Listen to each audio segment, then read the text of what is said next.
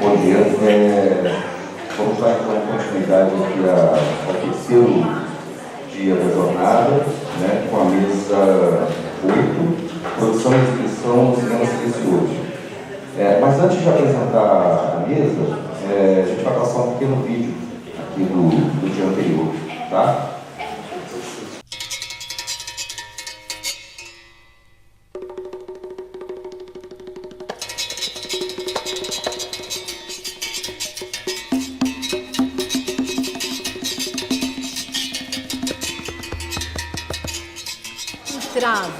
Né? Toda pesquisa histórica tem sua dificuldade, né? Os filmes brasileiros, eles retratam a nossa sociedade, eles retratam muitas vezes coisas que a gente não quer ver. E o mal-estar que eles provocam, muitas vezes é um mal-estar que diz respeito a como nós temos um certo mal-estar em relação à nossa sociedade. Né? Procurar um sentido, né? Nesse caso aí é isso mesmo, é preencher lacunas, não é?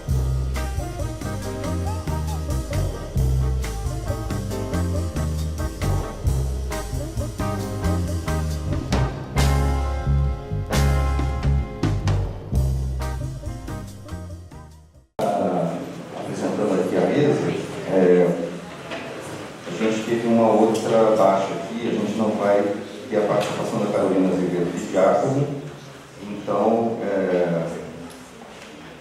teremos reflexões sobre a interação entre filme e música nos programas do Cine Teatro Chantecler, 1911, da Daniela Crepaldi de Carvalho, e em seguida Luiz de Barros e Guanabara Filho, Intermedialidade e outras estratégias de atuação, com a Luciana Corrêa de Araújo, da UFSCar. Então, eu chamo aqui à mesa a Daniela Crepaldi.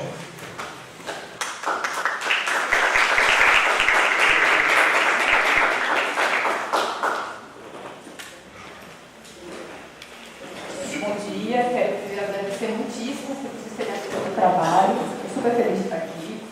Fiquei tristíssima de não participar o ano passado, ouvi maravilhas do evento, isso se consolidou tanto aqui agora, então estou muito feliz.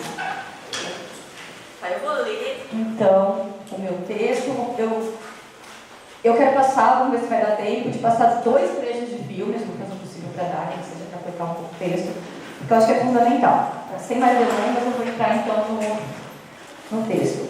Esse trabalho insere-se numa pesquisa de pós-doutorado, cujo objetivo é compilar e analisar a presença do som dos cinemas cariocas dos anos de 1895 a 1916. O recorte da comunicação se deve à raridade do material coletado. Conforme atesta a ótima pesquisa de Marx, de 97, as informações sobre o repertório musical apresentado como acompanhamento sonoro no âmbito do primeiro cinema são lacunares, tornando-se mais disponíveis à medida que a indústria instaura a estandartização dessas práticas, tendo por objetivo o controle da recepção de seus produtos.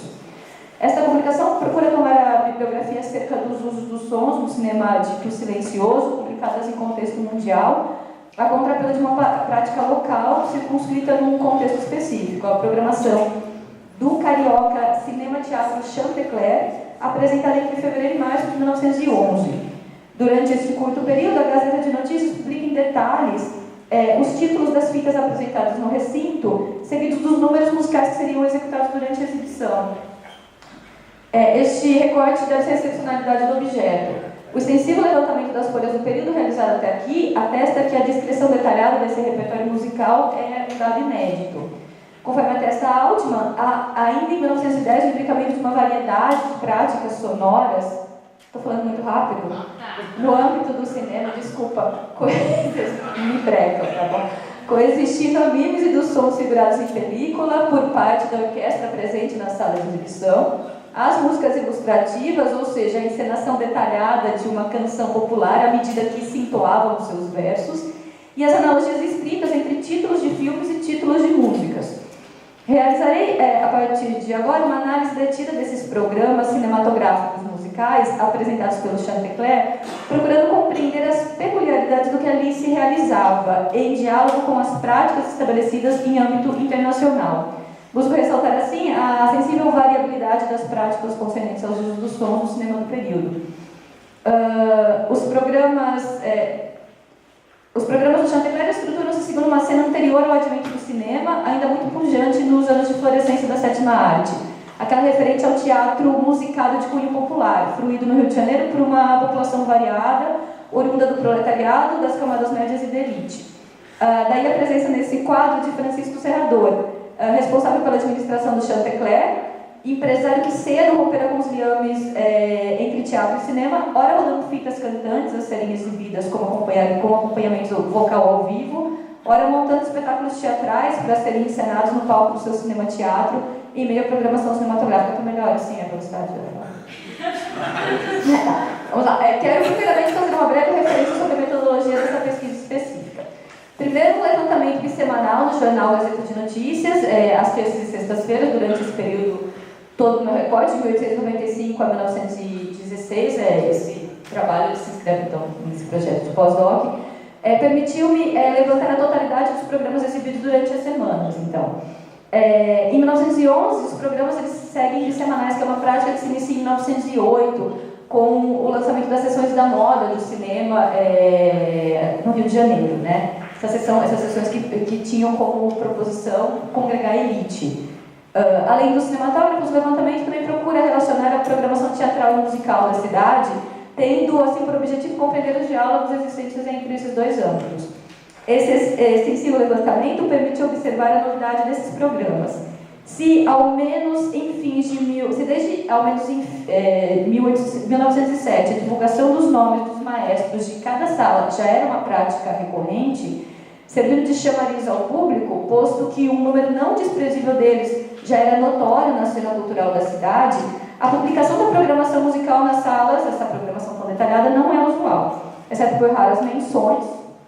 Há uma menção, por exemplo, da apresentação do Dom João, do Mozart, né, o Dom Giovanni, que acompanharia a fita dramática Dom Juan, do Alberto Capellani, de 1908, tem esse anúncio ali esparso.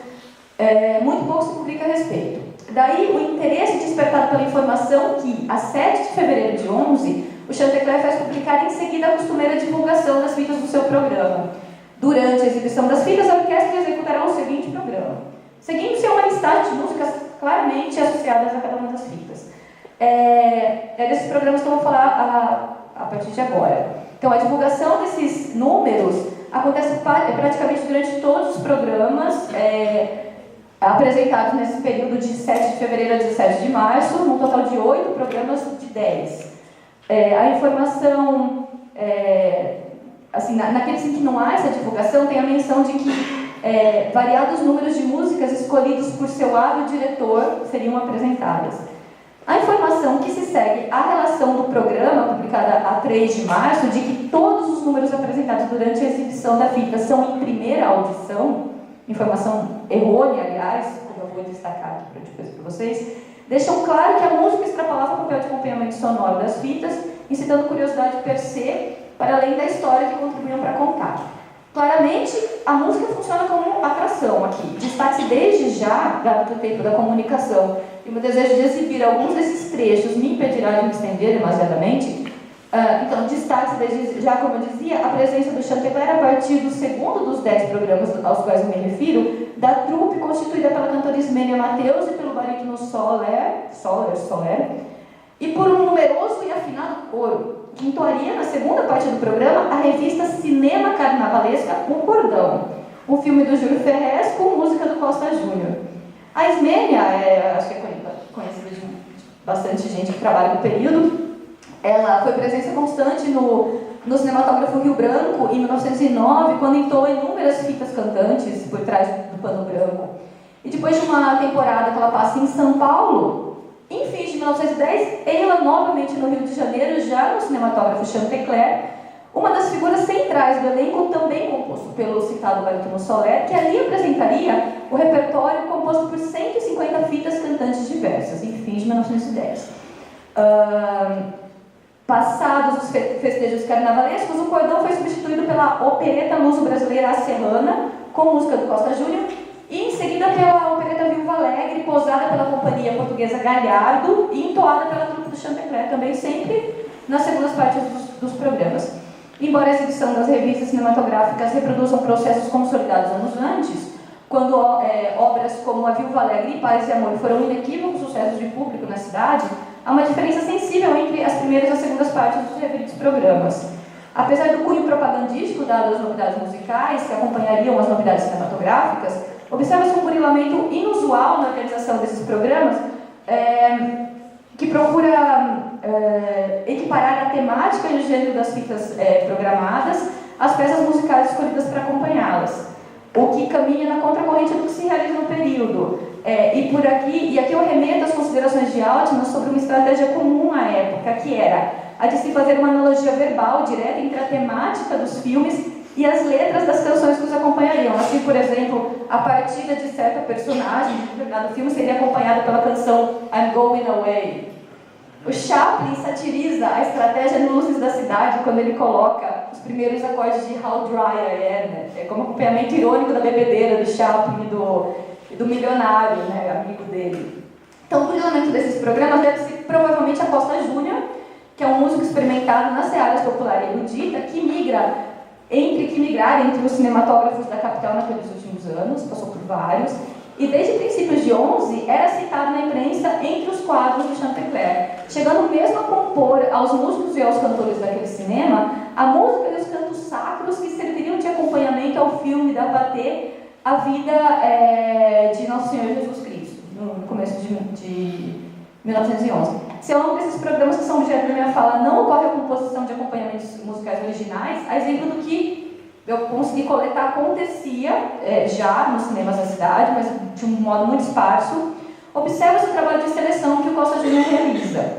Essa minha constatação é oriunda de uma pesquisa que procurou primeiro analisar esses programas considerando a descrição dos gêneros de cada fita, publicados em jornal, e em seguida as informações sobre os referidos filmes presentes em repositórios virtuais, como a Fondation Jérôme Seydoux Pathé, a Dogon Pathé Archive, que tem, além de tudo, alguns filmes disponíveis para visionamento, e o Internet Movie Database. Empreendi a seguir uma busca, aquela que a gente sempre faz, né, no repertório musical, utilizando das ferramentas disponíveis, como o YouTube, por exemplo, o Spotify, que é ótimo. Estou começando a usar agora. No que toca aos áudios, e da Galicai, do Instituto Piano Brasileiro, e de uma porção de outros sites, no que toca às partituras. Os julgamentos de valor acerca dos gêneros musicais foram depreendidos da imprensa brasileira contemporânea. Embora o vasculhamento em locos de arquivos estrangeiros, como o da francesa Pathé, bastante provavelmente ampliariam a quantidade de informações coligidas, os resultados obtidos são suficientes, julgo eu, pelo menos até aqui, no delineamento das estratégias do cinematógrafo Chantecler no que toca ao acompanhamento sonoro das fitas da programação.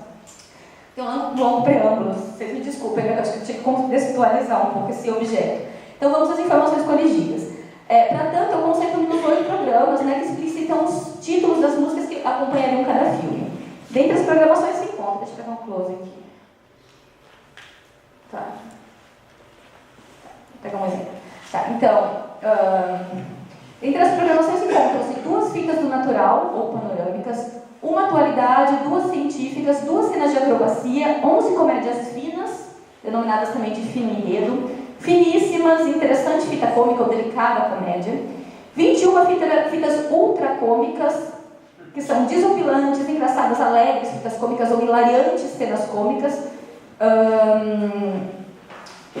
o que deixa claro nessa classificação, essa separação deixa claro que a classificação do cinema em gêneros já era algo consolidado no começo da segunda década de 1900. Além disso, 2 felizes, 2 fantasias e 15 dramas encerram essa nossa programação, computando-se ao todo 58 fitas, 55% cômicas. Quando examinamos o repertório musical que as acompanha, explicitam-se os diálogos que se buscavam estabelecer entre os gêneros cinematográficos e os musicais. Mais especificamente, parece haver aqui o esforço de se enquadrar os gêneros cinematográficos segundo a escala de valoração clássica, os ditos gêneros baixos, acompanhados por composições de cunho popular, e os gêneros altos por composições eruditas, sempre segundo a escala clássica. Nesse sentido, as fitas do natural, as atualidades científicas e as cenas de acrobacia, nas quais a ficcionalização é legada no segundo plano, e eu digo aqui ficcionalização bem entre aspas, porque meu objetivo não é problematizar o termo, recebem como acompanhamento números de marchas e de valsos. É digno de nota que o tempo marcado da marcha, que empurra os exércitos como os andarilhos adiante, Acompanhe o passeio cinematográfico pela Holanda, em Através da Holanda, ou o Pâté Journal número 30, sendo utilizado para o primeiro filme The Liberty Bell, de Jean-Philippe Souza, e para o segundo filme A Marche Militaire, provavelmente oriunda do repertório do Schubert. Já a calidez embalante desse gênero popular de salão, que é a valsa, acompanha as cenas ao ar livre de Taormina, cidade histórica da Sicília, erigida aos pés do Etna e banhada pela baía homônima. O caráter pitoresco do local é sublinhado por um exemplar de gênero musical que igualmente apela para o pitoresco, que é a valsa Mikado, oriunda de um Japão lido com os olhos ingleses na ópera cômica homônima de Sullivan e Gilbert, de 1885. Enquanto que o número de destreza física do ciclista excêntrico Noisette recebia como acompanhamento musical a valsa da célebre opereta Sonho de Valsa, de Strauss, sucesso no Brasil, como nos indica o fato de sua partitura haver sido então publicada pela casa Arthur Napoleão, Sampaio, Araújo e Companhia.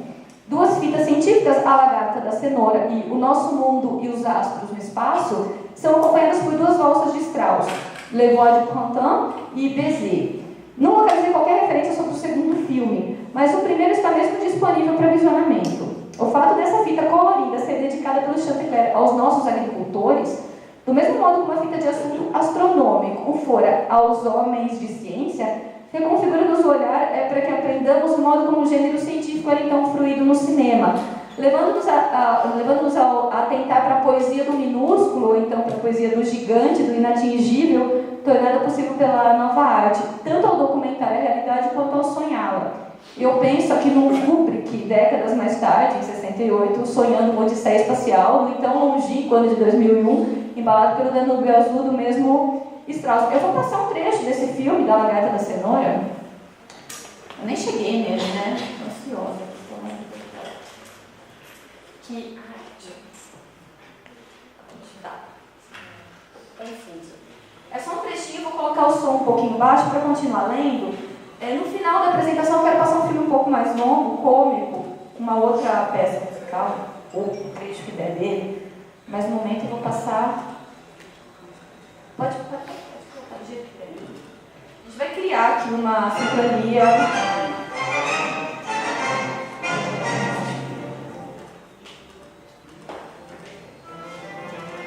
Eu vou ler, gente, vamos ver o que vai dar. E vocês vão ver o filme enquanto isso. Então,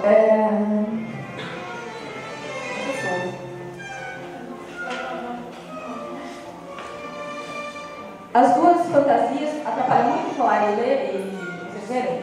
Então, as duas fantasias do repertório do Chantecler também recebem como acompanhamento temas eruditos, dois intermeios.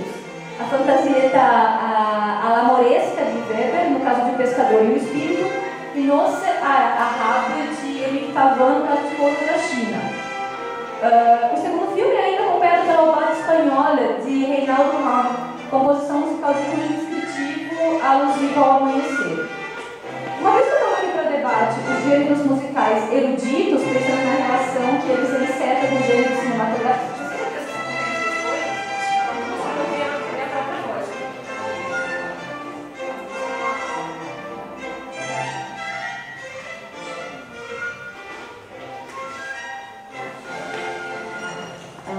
uma vez que eu tomo para debate que os temas, os gêneros musicais, sério? Pensando na relação que eles insertam com os gêneros cinematográficos, volto agora aos dramas da programação do Chantecler. Tá, para além de um par de minuetos, observa-se entre esse gênero cinematográfico a preponderância de temas musicais oriundos de poemas sinfônicos e de óperas. Peer Gynt, do Grieg, obra escrita como acompanhamento da longa purgação da personagem homônima de Ibsen, acompanha duas obras, Flor da Calçada e Madame Tallien. Em ambos os filmes, a mesma melodia O Matin, outra Albade, outra poema do Amanhecer, são seguidas pelo poema Elegiaque do belga Eugène Ysaÿe. Em ambos os casos, o frescor matinal da juventude do Peer Gynt serve de acompanhamento à juventude de duas mulheres de diferentes classes sociais, uma demi-mondaine, que por pouco se salva da fúria do companheiro, e uma nobre que desempenha papel ativo nos tempos da Revolução.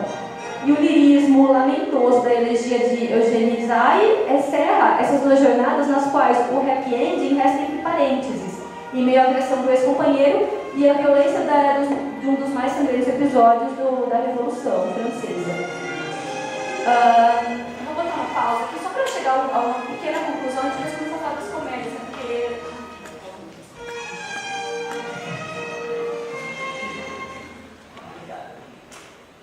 o que eu procuro demonstrar aqui, eu vou acho que fazer uma conclusão no mesmo texto, né? É o esforço na construção das personagens das fitas a partir do ponto de vista musical, aproveitando-se do papel representado no imaginário coletivo por gêneros musicais, pelos gêneros musicais utilizados e pelas obras específicas das quais se origina cada trecho utilizado. Num texto publicado este mês na revista Concerto, Jorge Colli, que é historiador da Unicamp, né, pesquisador de música também, assinala os poderes de transmissão significantes que tem a música, que opera com campos semânticos de precisão variável, estou citando ele, tem esse cunho subjetivo, então, já que a música depende da consideração receptiva, como ele diz, do ouvinte, e é por esse motivo mesmo muito pouco estudada pela musicologia tradicional. Colli dá como exemplo o esforço dos românticos, que segundo ele souberam dilatar esses territórios significantes, concebendo processos narrativos ricos em alusões culturais coletivas, a exemplo de marchas heróicas, evocações elegíacas, arroubos líricos, etc. Eu quero pular então rapidamente, vou falar das comédias. Vou pular as comédias finas para ir logo para as ultracomédias, né? Da coisa. E antes de falar das ultracomédias, não, sigamos aqui. Aproveitando, no que toca aos gêneros musicais utilizados pela ultracomédia, a marcha, a polca, o bolero e o K-pop. Gêneros eminentemente populares, exceto talvez pela marcha, que é gênero muito elaborado pelos compositores eruditos. Por serem populares, olhados com reserva pela crítica, cujo crivo de análise é a produção erudita. Sobre o K-pop, por exemplo, vejamos um trecho de certo conto publicado numa Fonfon de 1908, que é bastante explicativo. Ele está falando sobre um baile de máscaras. O baile de máscaras do Palace Theatre estava no auge da animação. Esse Palace é um teatro do Rio de Janeiro, né, de 1908. Inúmeras fantasias enchiam o salão deslumbrantemente iluminado.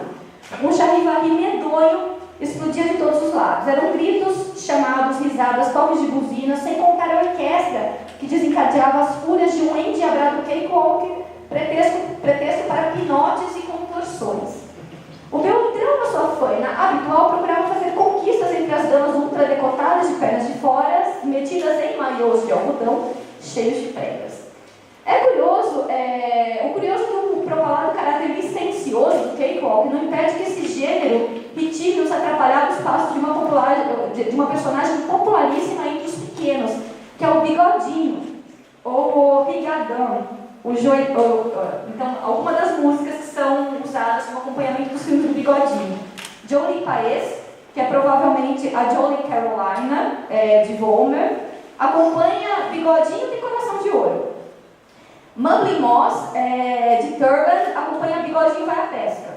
E, enfim, Le Joyeux Nègre, canção extraída da opereta Messalinette, de Rodolphe Berger, acompanha A Sombrinha, cujo título em francês eu não localizei, mas o anúncio dizia tratar-se de hilariantes cenas cômicas por Senhor Prince, que é o Rigadão, né, o ator que faz o Rigadão, ou o Bigodinho. Falta aqui espaço para eu me estender sobre o papel simbólico desempenhado pelo cinema na ascensão de boleros, tangos, polcas, cakewalks e afins dos bafões e palcos do teatro ligeiro às camadas médias da população frequentadora desse novo entretenimento. Enfim, ok, quase. Sobretudo as crianças e as mulheres que o frequentavam desacompanhadas.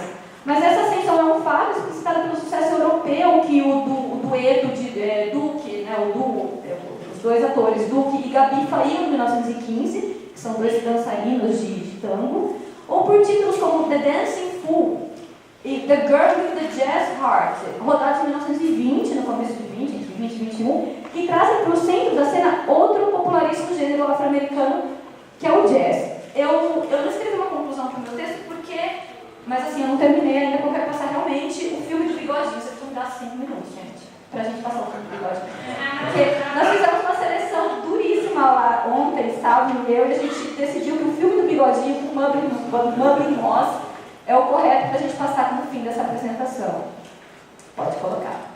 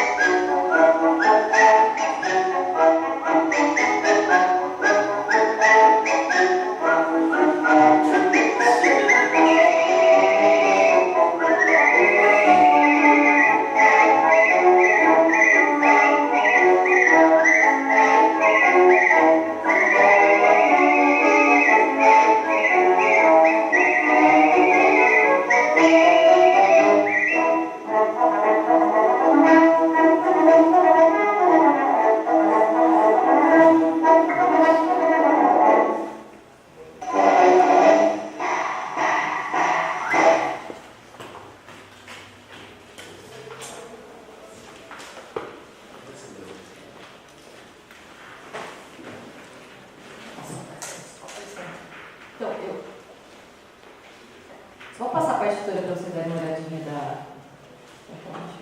É aqui.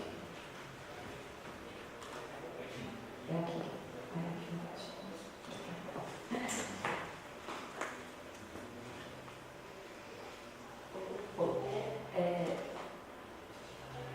Esse assobio é muito curioso, né? Assim, está aqui na partitura, é o dan, diddle, dan, diddle, diddle, diddle, dan. E assim, enfim, para fazer uma conclusão, assim, sem o objetivo de fechar tudo, é a variedade dessa programação cinematográfica, e isso é apenas um exemplo do que acontecia nos cinematógrafos da cidade do Rio de Janeiro, então, sobre a inexistência de informação clara a respeito de como essas músicas eram orquestradas, o que a gente tem por enquanto são os programas, né? Então a gente não sabe. Isso aqui são menos instrumentos, mas aí na valsa que eu coloquei para vocês, a orquestração já tem mais instrumentos, então nos cinematógrafos isso é muito diminuído Eu coloquei em loop para a gente ter uma ideia de como essa projeção podia acontecer dessa Nobel Nós. Provavelmente há uma orquestração muito específica, né? Então a música não termina para recomeçar, embora que dê muito certo, porque tem 2 atos o filme, né? E a música termina no primeiro ato, então é muito curioso. Assim, mas na falta de registros sólidos, de que jeito que eu estou procurando construir esse meu objeto a partir desses caminhos, né, assim, que não são tão lineares, mas buscando essas informações a partir dessas fontes muito variadas. Muito obrigada pela atenção, isso para passar o tempo.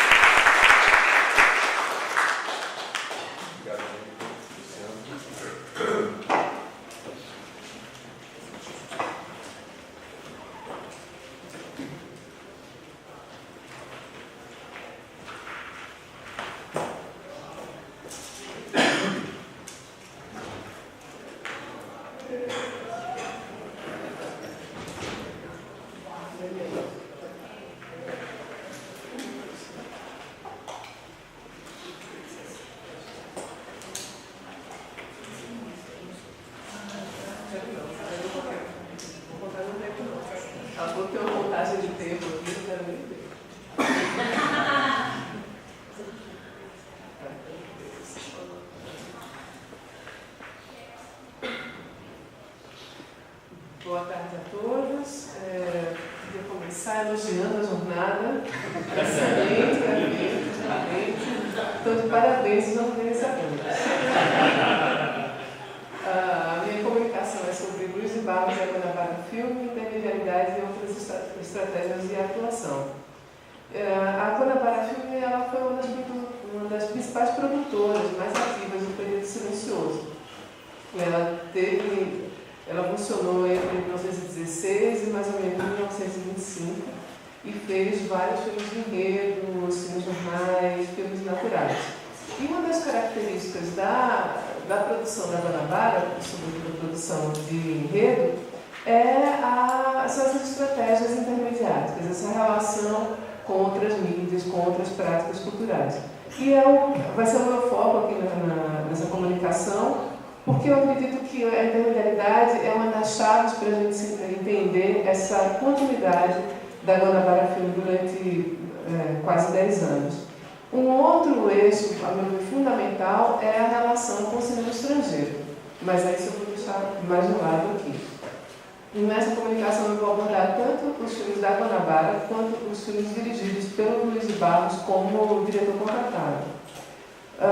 Nos filmes da Guanabara, desde o começo, são muito frequentes as relações dos filmes com teatro e com literatura. Aqui eu vou abordar bem mais a relação entre filme e espetáculo de palco.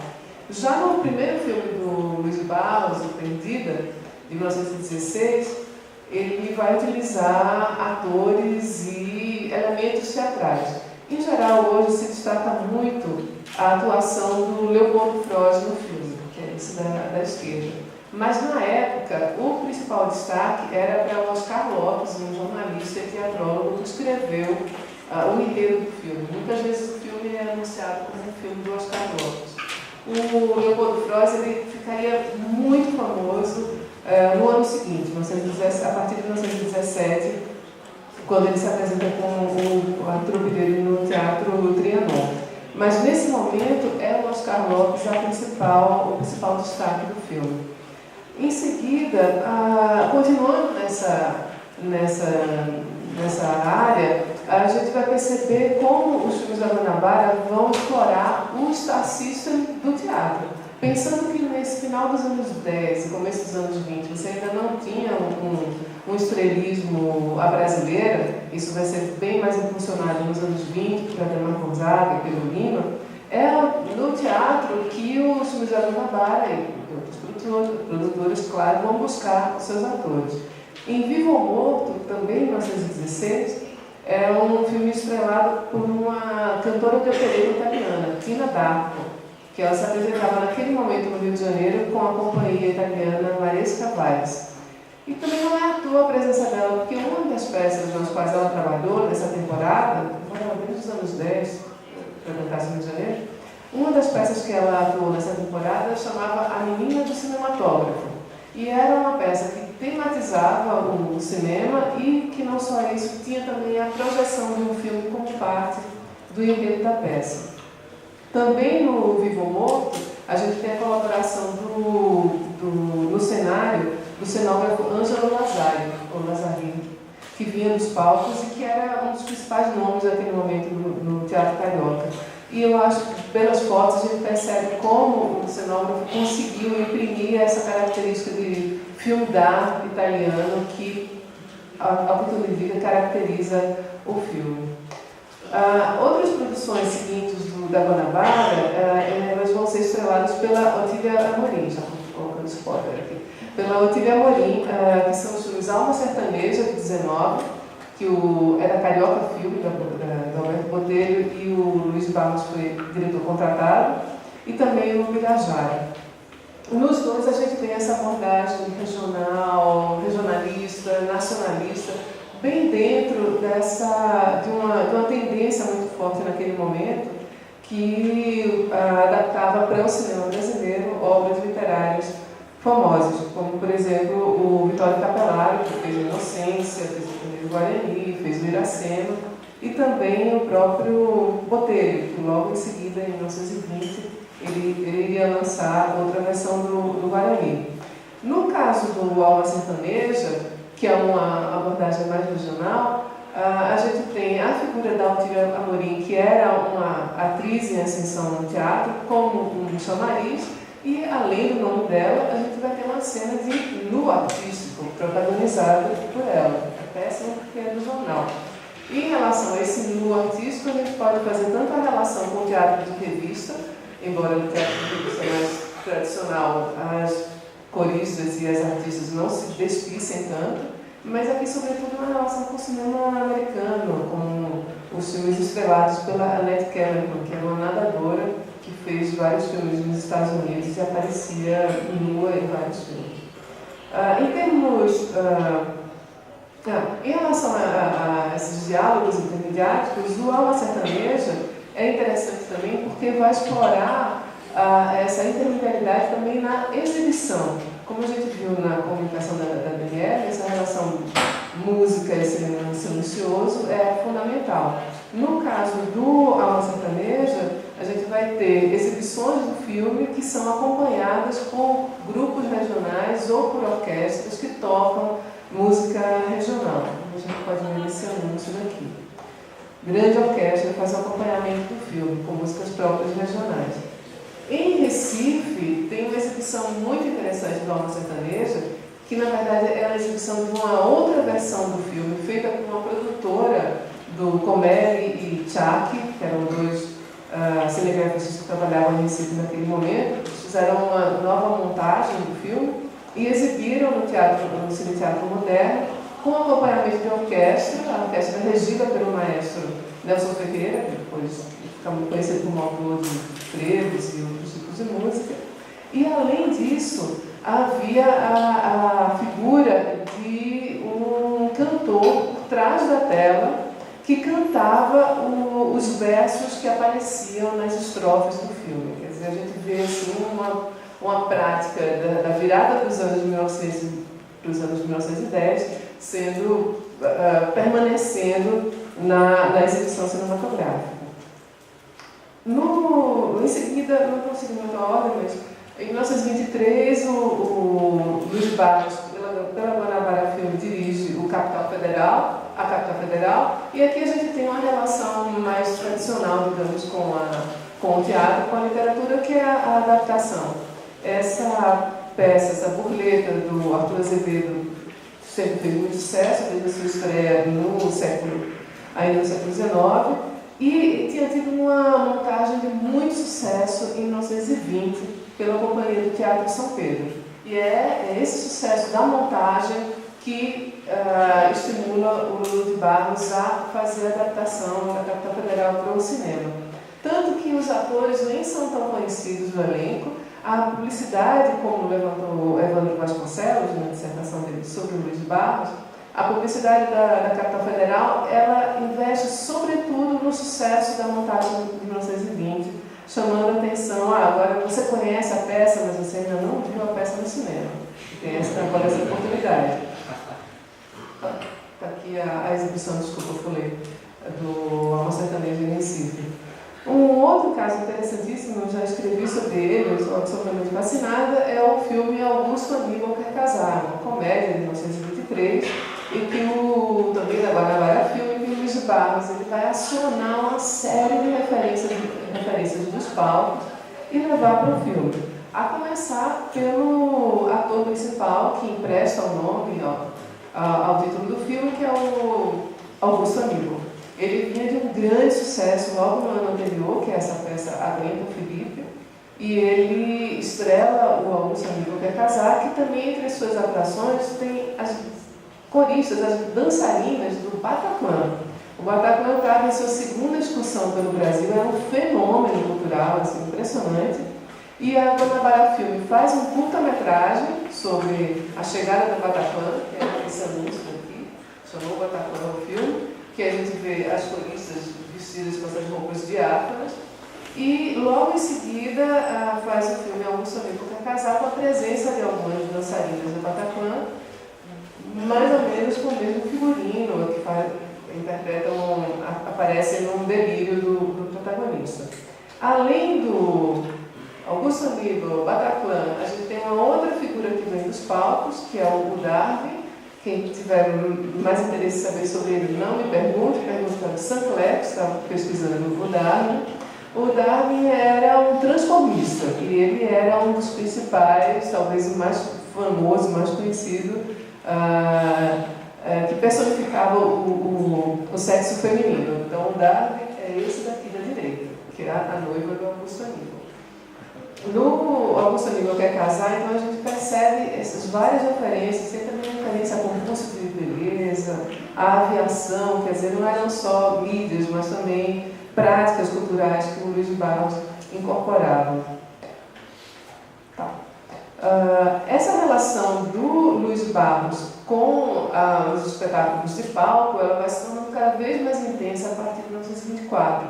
E em 1924 a gente tem duas experiências muito peculiares, porque não são filmes que trazem referências aos palcos, são o cinema são filmes e a prática cinematográfica transformadas em espetáculos de palco, incorporados ao palco. A primeira dessas experiências se chama Rosa de Sangue, que é um filme que o Luiz Barros dirigiu junto com o Carlo Campogalliani, um italiano, que estava aqui no Brasil, junto com a esposa, a Letícia Claranda, aqui da esquerda, à direita é o Antônio Rolando, e que logo em seguida eles vão fazer a Esposa do Solteiro. Esse filme, Rosa de Sangue, que tem na filmografia do Luiz Barros, não consta a peculiaridade desse filme, que ele, até onde eu sei, ele não teve uma exibição comercial em salas de cinema. Ele funcionava como um filme projetado dentro do espetáculo apresentado pela Letícia Claranda, Carlo Campogalliani e o Antônio Rolando. Segundo o Lulu de Barros, no filme dele, se trata de uma história de amor de Apache que estava muito na moda. E a peça, o espetáculo, segundo os anúncios, era uma ação moderna na tela e no palco. Eu não tenho maiores informações sobre isso, espero levantar mais informações sobre essa experiência, sobretudo porque, primeiro, eles se apresentam onde mesmo? Esqueci qual a primeira apresentação, mas em seguida eles se apresentam no Copacabana Cassino Teatro, e aí o anúncio se refere à trupe cinemímica ítalo-brasileira. Que diabo será a cinemímica? Eu espero descobrir algum dia. Outra experiência muito peculiar, da qual o Luiz Barros participa em 1924, é junto com um amigo de infância dele, o Jardel Gércules, que era um homem de teatro, um empresário, também conhecido como pai de Jardel Filho, né? E o Jardel Gércules convida o Luiz de Barros para trabalhar, para ser responsável pelo terceiro ato de um espetáculo da companhia Gércules Vilar. Isso em 1924, em São Paulo, em junho. Eles se apresentam primeiro no Cassino Antártica, 3 dias, e depois no Teatro de São Paulo, 2 dias. Esse sketch, que era o terceiro ato do espetáculo, se chamava Como se faz um filme cinematográfico. E o que consistia isso? Tem um péssimo anúncio aqui do Estado de São Paulo. Era a filmagem no palco de uma cena, usando para isso os próprios espectadores que eram chamados da plateia para o palco. O Luiz de Barros ficou responsável por toda a parte técnica, ele que filmava, depois ele que revelava, montava, e esse filme era exibido na noite seguinte. Quer dizer, além de tudo, era uma super jogada publicitária, porque o público ia numa noite, via a filmagem no palco, ou eventualmente até participava do filme, e na noite seguinte voltava para ver o filme para se ver na tela. É uma jogada publicitária sensacional. Eles filmaram 4 enredos, 2 dramas e 2 comédias. Os dramas eram Amor de Apache e Adultério, e as comédias foram Vocação Irresistível e Homem-Mosca. Amor de Apache é possível até que tenha sido a mesma história do Rosa de Sangue, né? Já que o Lulu falou que era um enredo de Apache. E o Homem-Mosca era uma relação direta com o filme do Harold Lloyd, que tinha acabado de estrear em São Paulo. O filme estreou 4 dias antes e 4 dias depois você já tinha a paródia, ou a relação, ou a referência ao Homem-Mosca do Harold Lloyd. Então, como esse sketch, como se faz um filme cinematográfico, ele conjugava cinema e teatro no mesmo espetáculo, transformando o cinema em atração de palco. Os anúncios, eles alimentavam esse estrelismo, que na época já era bastante poderoso em termos de atração. Os anúncios perguntavam: quem não ambiciona ser artista de cinema? E falavam que os principais artistas eles iam ser contratados pela Guanabara Filme. A Guanabara Filme só fez mais um filme depois dessa época, então os artistas não foram contratados pela Guanabara Filme. Pedro Lima, esse alerta, dá uma nota sobre isso. Então vou ler aqui. Segundo Pedro Lima, tem causado sensação a nitidez e perfeição da fotografia, bem assim como a interpretação que o senhor Luiz de Barros concede obter dos intérpretes, que nada mais são do que simples espectadores que, a convite do dito, sobem ao palco. Muitas das gentis melindrosas da Pauliceia já foram filmadas em Amor de Apache, Vocação Irresistível, o Adultério e numa charge a Harold Lloyd, o Homem-Mosca. É engraçado porque, apesar dessa ênfase do Pedro Lima, que o Pedro Lima dá no trabalho do Lulu de Barros, dirigindo os atores, e nesse lado mais mundano das melindrosas, quando a gente ouve o depoimento do Lulu para o Museu de Imagem e Som do Rio de Janeiro, a gente percebe, pelo que tudo indica, que o sketch ele tinha mais uma proposta popular, de uma atração popular, e que quem conduzia os ensaios era o Jardel Hércules. O Jardel ele conduzia os ensaios de maneira a transformar os ensaios em peça cômica. E aí o Lulu começa a falar, por exemplo, havia um cara que claramente estava com a sua melhor roupa. Aí o Jardel fazia ele levar um tiro e cair várias vezes. Não deu certo, cai de novo. Aí pegava um pó de arroz, passava pó de arroz em excesso no rosto das pessoas. Segundo o Lulu, o Jardel judiava dos coitados.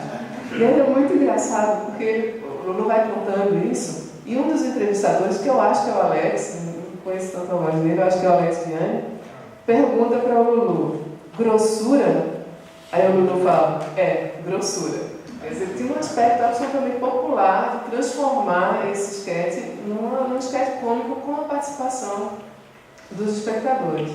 A partir daí, de 24, a partir de 25, o Lulu vai se dedicar sobretudo ao teatro, primeiro com o Jardel Hércules na companhia Trololó e depois com a própria companhia dele, a Rataplan.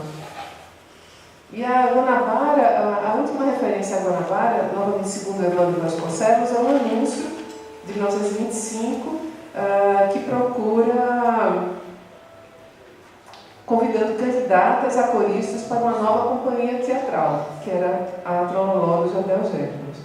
E assim encerra as atividades da Guanabara. Então, o que a gente tem, já aqui nesse início do Luiz Barbas, são duas características que a gente vai acompanhar ao longo de toda a trajetória dele, como a gente viu no programa maravilhoso, na primeira noite, que podem ser resumidas por essa estratégia de atualidade e de oportunidade. Esses diálogos intermediáticos entram nessa questão da atualidade e da oportunidade, no sentido de trazer para o filme todos esses elementos que faziam sucesso, que já tinham reconhecimento por parte do público, e dessa forma alavancando o cinema que não tinha a mesma penetração, o mesmo relevo em termos de prática cultural. Mas esse tipo de leitura meio hierárquica, né, que coloca o cinema abaixo das outras mídias, como o teatro, sobretudo, também acho que não condiz. Eu acho que mais adequado seria pensar num circuito de entretenimento de forma geral e de como essas relações elas são absolutamente dinâmicas e extrapolam qualquer divisão de categoria, de fronteira entre as mídias. O mais importante era você encontrar atrações que pudessem render em termos artísticos e comerciais também. Então, para terminar, já que a gente está nessa jornada sobre produtores e produtoras, eu queria terminar com um depoimento, uma frase do Lulu para o depoimento do Museu da Imagem e do Som, que é perfeito, né? Nessa simplicidade e o discurso absolutamente direto do Lulu. Explica muito dessa longevidade do Luiz Barros, que eu esqueci de falar desse detalhe, que é, para quem não sabe, o Luiz de Barros ele trabalha desde meados dos anos 10 até os anos 1970. Né? Então, se há uma oportunidade no cinema brasileiro, é o Luiz de Barros. Então, o que ele declara no depoimento? Uma coisa que eu sempre fiz na minha vida foi não deixar o orçamento ultrapassar a possibilidade de recuperação, para não desencorajar o capital, porque o que o capital procura é renda.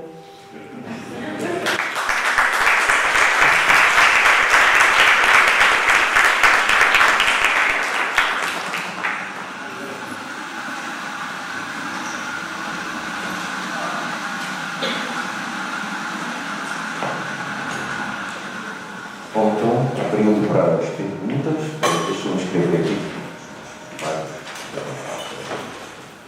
Rafael, né? Rafael, Sara, Arthur. Tá. É Rafael.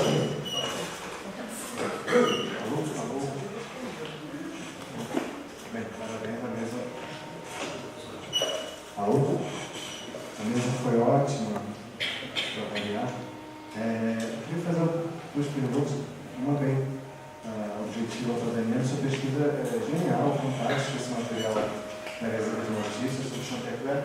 Eu queria que você falasse um pouco mais sobre, você falou que ia comparar a estratégia de Antante em 11 com a do Rio Branco, quando você fala da Ismênia Mateus.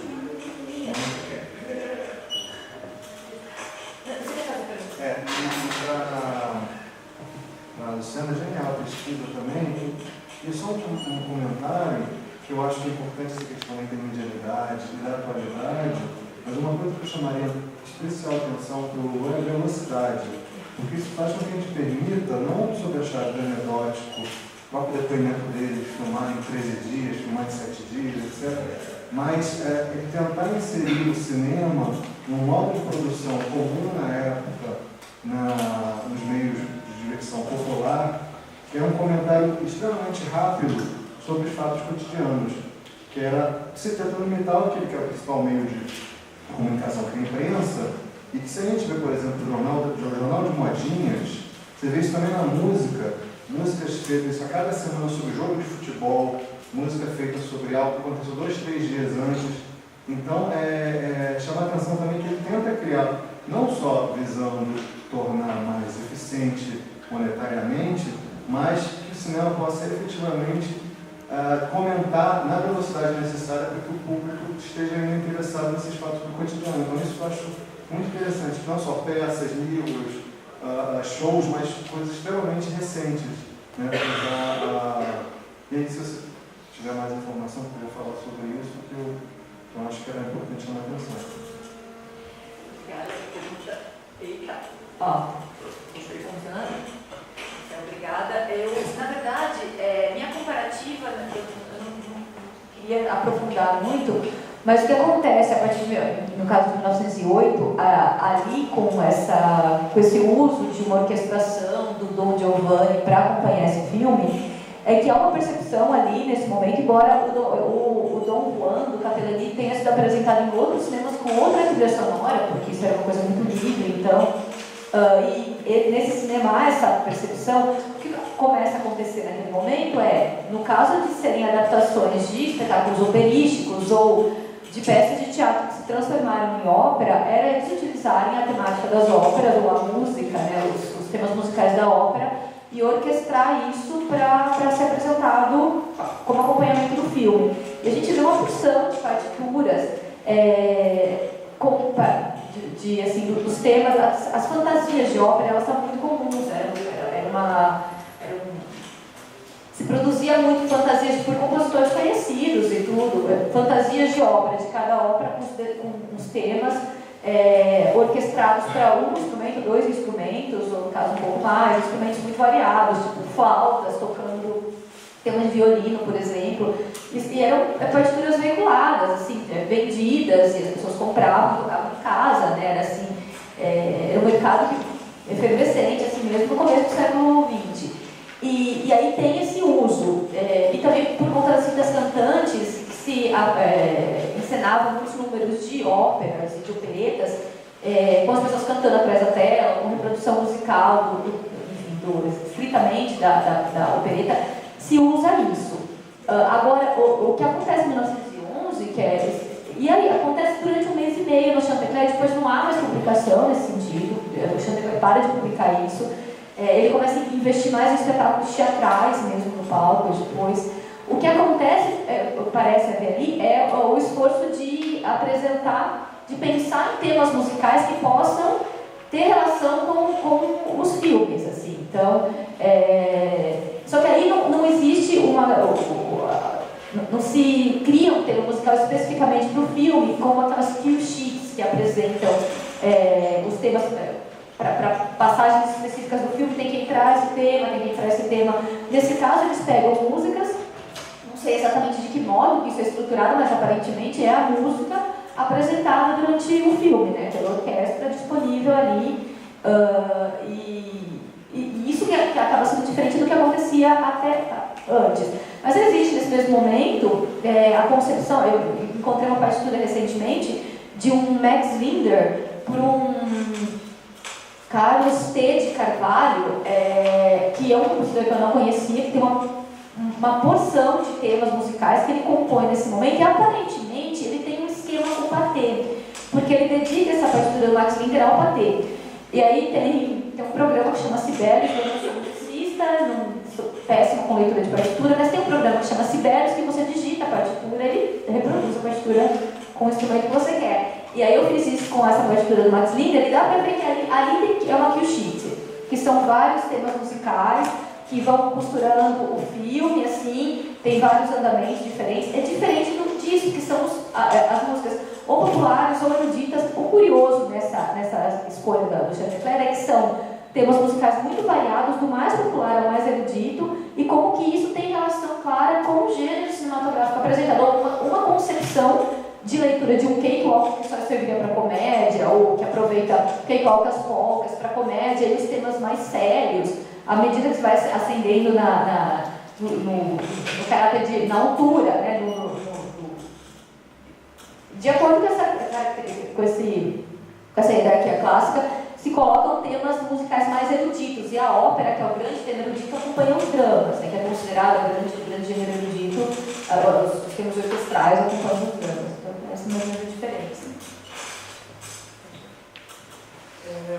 Não, sem dúvida, a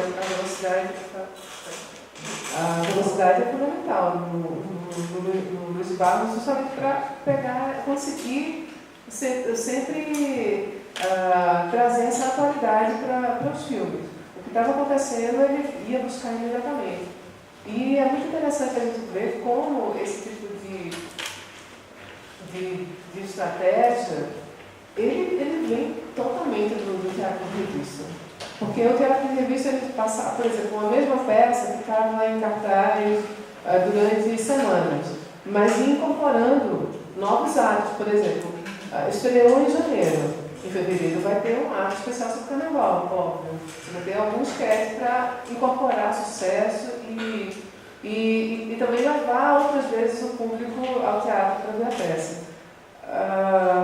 Então, o Lulu, ele incorporava esse tipo de dinâmica, como ele vai incorporar também nas próprias peças.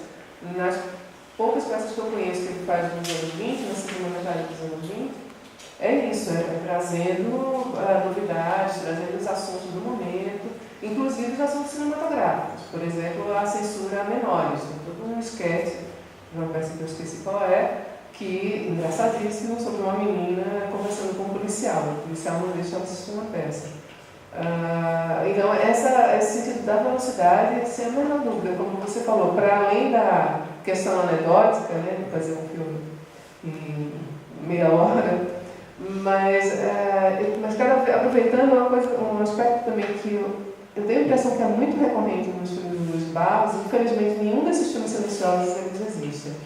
Quer dizer, podem estar embaixo da cama de Juliano de Noronha, a gente nunca sabe, né? Que eu acho que tinha sempre uma relação documental muito forte.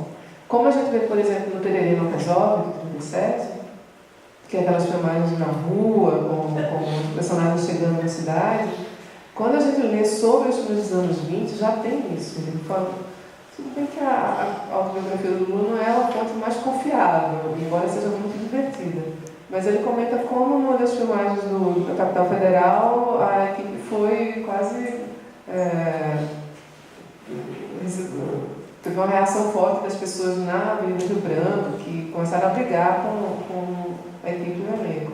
Então, eu acho que são essa questão da atualidade, ela impulsiona muitas das outras dinâmicas do Lulu, como a velocidade, como essas estratégias documentais inseridas nos filmes de enredo, para justamente colar o filme àquele momento, e ao interesse do público. Né? É o que estava rolando de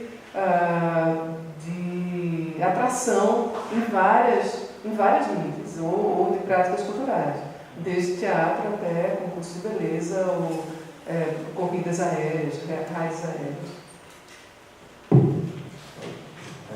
Parabéns à mesa, por fazer uma pergunta para a Daniela. Já que a gente viu esses dois exemplos, né, de relação de filmes com músicas, que você achou referência, né, de que era uma relação praticada, se você pudesse apontar para a gente o que você vê, detalhes que você vê na imagem que você encontra na música, né, de razão de ser, né, da junção, né, foi pelo Costa Júnior, né? A gente combinou essa pergunta. Que a gente discutiu sobre isso enquanto a gente estava vendo a Lagarta da Cenoura, porque é uma valsa acompanhando, né?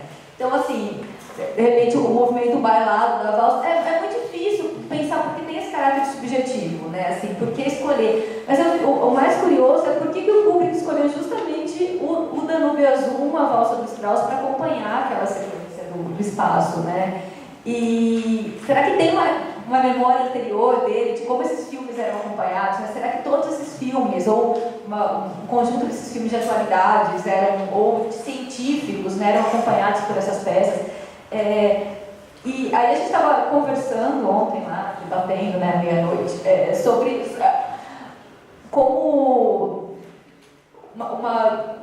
uma carreira de cientistas, mas artistas também, que essa virada do século XVIII, do XIX, assim, tem uma carreira de artistas que são cientistas também, e eles fazem ilustrações. O Haeckel, por exemplo, vai fazer ilustrações de elementos da natureza, né, de plantas ou de seres microscópicos, com uma dose de fantasia também, de ficcionalização. Então tem um cuidado com a pintura, né, com a qualidade visual daquilo, com a beleza daquilo, e que a gente pensa que é uma aproximação da realidade, mas ao mesmo tempo tem esse caráter de ficcionalização. Então parece que tem um resvalar ali da ciência e a arte.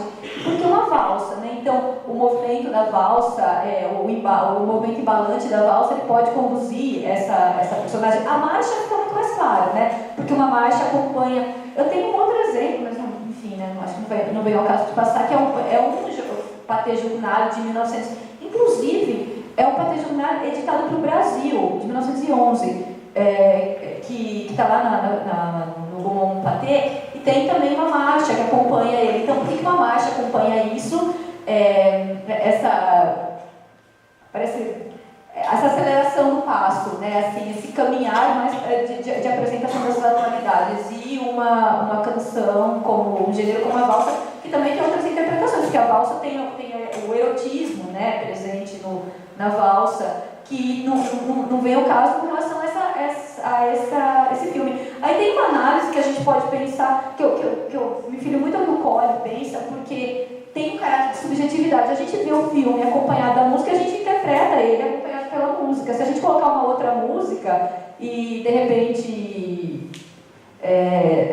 se a gente souber que outra música acompanha esse filme, a gente vai tentar atribuir um sentido também para essa música conectada com o filme, porque as músicas, elas são abstratas, enfim, elas não têm um sentido claro, não está explícito na nota, mas é um sentido social que a gente constrói por onde elas são ouvidas, onde elas são tocadas e que tipo de relação. Então, eu acho que é mais ou menos por aí, assim. No caso do Bigodinho. Não, e o assobio do Bigodinho que a gente estava comentando também, porque a estridência desse assobio do Madrid Moss é um elemento muito típico de uma personagem que é muito cara, que é a personagem do cômico, né? O cômico ou da cômica, que é a personagem correspondente feminina do baixo cômico é a Sobrete, então, que é a melhor amiga da noiva, é aquela que faz as cenas cômicas todas nesse teatro dos anos 20, né? Enfim, no teatro, no melodrama, no teatro popular, no teatro convencional, e como ela é sempre esganiçada, ela é sempre aguda, e como o agudo ele remete ao riso.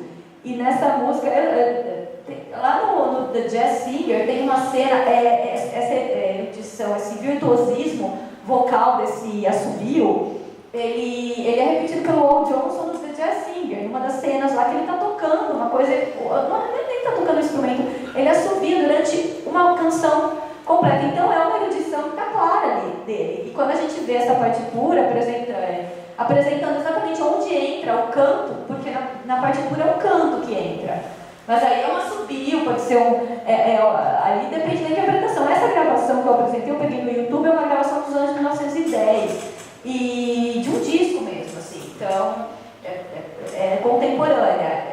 E aí ele vai remeter, ele vai solidificar a relação disso com esse âmbito popular, né, e com a comédia. E parece que os personagens estão conversando, né, assim, E eu também fico lembrando do Chaplin de novo, agora no Tempos Modernos, que ele coloca as personagens cômicas para falar, não atribui voz a elas, mas atribui um esganiçado, né, um agudo, para ligar o cômico. Não buscando essa estratégia realista de atribuir a voz, mas de fazer uma leitura que parece muito histórica, né, de recuperar esses usos todos, que é um filme já depois do final do advento do cinema mudo, né? Então, durante do advento do cinema falado. Eu não saberia interpretar. E assim, eu queria ouvir também até as opiniões de vocês e o que vocês conseguem levantar de interpretação, porque é um trabalho em andamento também. Eu escrevo uma coisa propositalmente, assim, porque eu sou muito aberta. Eu teria só um comentário rapidinho, sobre a lagarta. Eu acho que tem sim uma sensualidade. Inclusive, ela remete a uma ideia daqueles vestidos de festa, de baile, sabe? Das moças sendo dançar. Aqueles rabos de saia gigantescos que alguns pintores registraram muito bem. Então, acho que vale pensar nisso. E tem a transformação da borboleta, porque ela vira borboleta na continuidade da história, vocês não viram. E aí... Então, e ela vira borboleta, a lagarta, nessa continuidade, né? Então tem eu acho que essa característica de elegância, e aí era o que a gente estava comentando ontem também, que é a elegância dos grandes bailes, né? Dessas mulheres dançando. E por que uma marcha, né? Por que não colocar um cakewalk acompanhando, né? Então, porque tem os sentidos sociais atrelados, né, a cada composição, e o que é um gênero mais sério, o que é um gênero menos sério.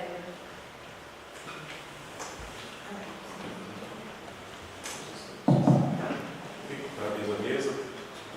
As duas para Daniel, não sei se me fugiu, Daniel, mas saber se o gênero científico é você que está denominando o filme assim, da Lagarta, você já surge na época, né? Enfim, quando você surge na época, quando que você detecta o surgimento dessa expressão, se ela é mais ou menos no mesmo sentido que a gente usa até hoje. Para a Luciana, são duas coisas, Luciana. Enfim, se você não se você tem alguma hipótese, porque afinal de contas a Guanabara filme aparentemente é muito bem, né? E de repente se encerram as atividades. Então, qual a hipótese que você tem, se você tem informações sobre o desaparecimento da produtora, que aparentemente já tinha alguns anos já de serviços prestados também. E uma segunda questão que eu ia te perguntar, que você até anunciou no início, mas você quer deixar de lado, não sei se você está trabalhando com isso, mas você pontuou que ali essa relação com o cinema americano, os filmes feitos pelo pesquisador que você analisou, com o cinema americano, como o Harold Lloyd, é absurda a relação, muito estreita, mas se há outras relações e como que elas se dão? Só uma carona nessa. A questão também do cinema europeu. Né? Não, só uma nota de café, porque o entreato é do mesmo ano, se não me engano, né? Essa coisa teatro, cinema, o entreato é do mesmo ano. Não importa se você tem alguma hipótese sobre esse fechamento para entender, né? Ou aparentemente também, no cinema brasileiro, é difícil de entender.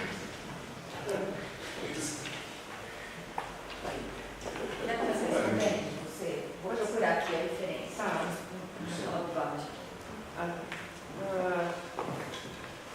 Eu fui fazer uma pesquisa na Cinemateca Brasileira sobre a Guanabara, algumas coisas que eu não tinha visto ainda, e vi umas anotações do Paulo Emílio. Ele anota umas coisas sobre o Luiz Barros, sobre o Antônio de Pissado, na Pátria Filme, e em algum momento ele pergunta isso. Mas por que a Guanabara estava buscando financiadores? Porque o Hei de Vencer, que é o último filme de vida da Guanabara, é uma coprodução com o Antônio de Pissado.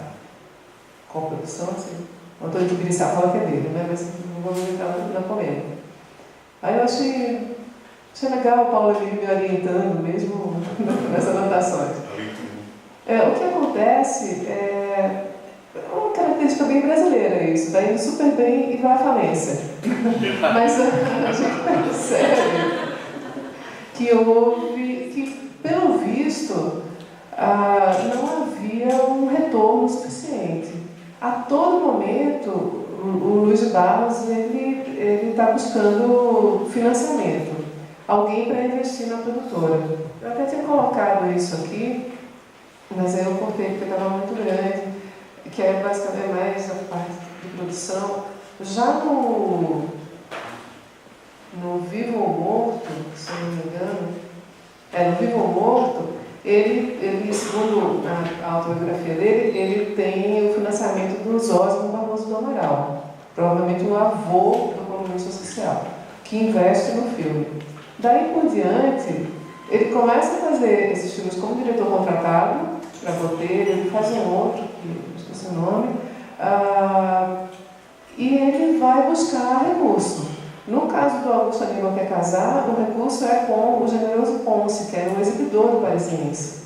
O Generoso Ponce não só entra, provavelmente o produtor do Augusto Aníbal Quer Casar, como também aparece na imprensa uma notinha dizendo que o Ponce se associou a Guanabara e que eles vão construir estúdio, que já tem não sei quantos $1.000, aquela conversa de sempre. No Hei de Vencer, além do Tibiriçá, tem uma outra figura que é o Luiz Grentner, que ele vai ficar conhecido no final da década como representante da Urânia. E ainda tem uma história... o Lulu ele faz como diretor contratado a fotografia do Quando Elas Querem, para Visual Filme, em 1924. E nesse momento vem um ator americano, Art Acor, junto com a mulher dele, e o Lulu faz a visita pelos estúdios da Visual com ele, e também ele fala que quer fazer um filme no Brasil, com o Lulu trabalhando, talvez um acordo entre a Visual Film e a Guanabara, e que já tem $4 mil para montar o estúdio e fazer tudo.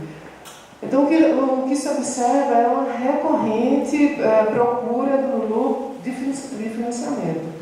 E a impressão que eu tenho é que, a partir do momento em que surgem propostas mais recompensadoras na área teatral, ele migra sem qualquer problema, né?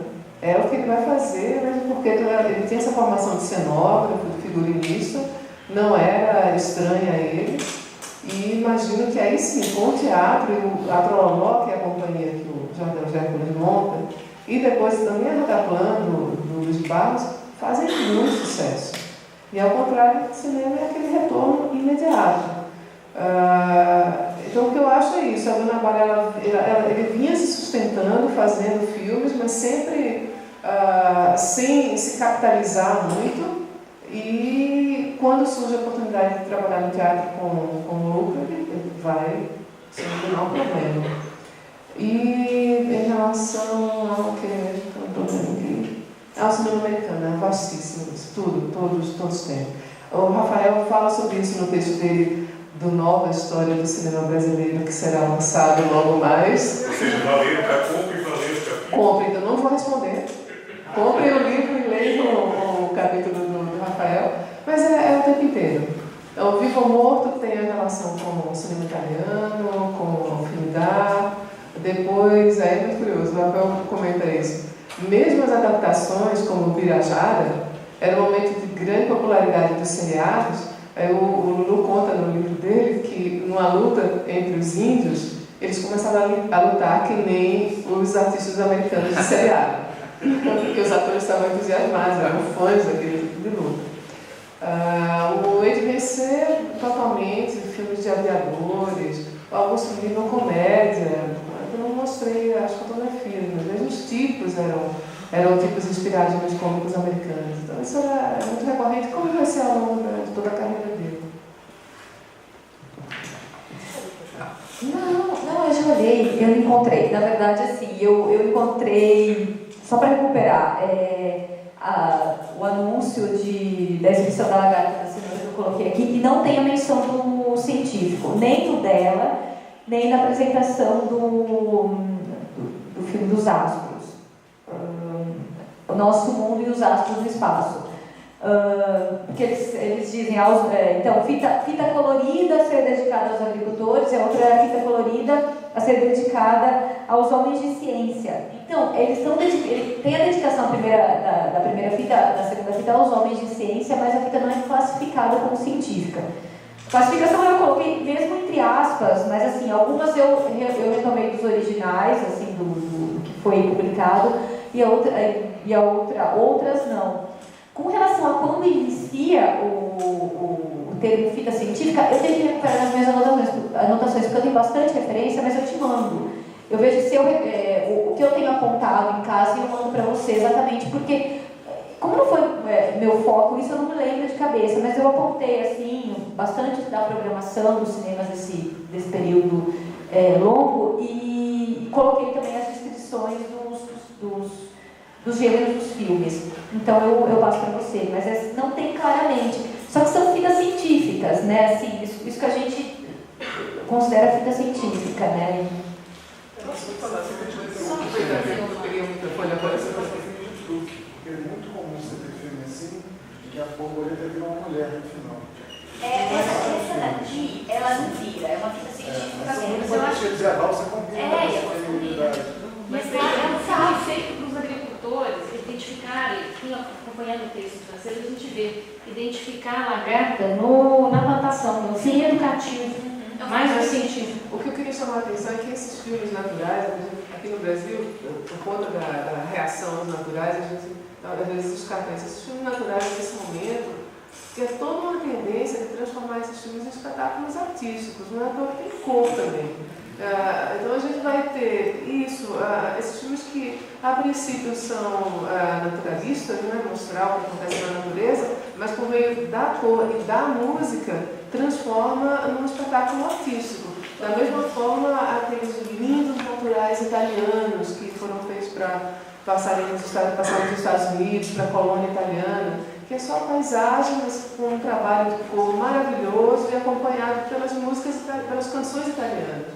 Quer dizer, eles transformam o natural numa peça artística, não tem nada de cavação, de precariedade, pelo contrário, são muito bem elaborados. Isso é importante. Com relação a essa programação, a gente percebe que é toda a produção da Pathé, né, que está sendo veiculada. Então, são 58 filmes. O senador ele compra esses filmes do Ferrez para exibir no Rio de Janeiro. Tem um filme da American Cinema, um filme da Gaumont, e o restante são filmes franceses da Pathé, do repertório da Pathé, que são exibidos estritamente, assim, junto com as fitas, com esses filmes brasileiros rodados no Brasil com músicas populares brasileiras. Então existe essa grande mistura. Por isso que os temas musicais são evidentemente estrangeiros. Evidentemente não, são totalmente estrangeiros. Não tem nenhum tema musical brasileiro que acompanhe o filme da Pathé, o que parece um cuidado de usar uma música atrelada a filmes que distancie esses filmes da produção musical brasileira, do mesmo jeito que esses filmes, enfim, eles são esteticamente diferentes. É que eles não são esteticamente diferentes também da produção brasileira, porque quando se rodam filmes do Brasil, vai tentar desde o princípio essa mímese dos filmes estrangeiros, né? Mas tem esse cuidado aqui de se separar a música. E agora, total, a questão da Ferri, porque nas Ferris, eu não estou puxando, né, porque a gente nunca acha, né, a gente vai comentar, mas enfim, os mesmos gêneros musicais são utilizados para apresentar as Ferris e para apresentar essas fitas naturais, essas fitas científicas, que eu chamo de científicas. Então, e pode ter esse grande pulo do gato, né, de ter nessa fita, de repente ter uma mulher a borboleta se transformar numa mulher. Nesse caso, tem essa atribuição claramente aos agricultores, né? Mas a gente está vendo que não é uma fita simplesmente didática, né? Científica, apenas para os agricultores verem, identificarem os elementos. Infelizmente, a gente vai ter que encerrar. Então, eu queria agradecer a Luciana, a Daniele, e queria já convidar vocês para... Bom, a gente vai agora para o almoço, né? E às 14h30 a gente vai ter a última mesa da jornada, e às 16h30 a gente vai ter a mesa sobre o livro Nova História do Cinema Brasileiro, com a Sheila Spassman, Fernão Ramos e João Luiz Vieira. Então, todos já estão desde já convidados, tá bom?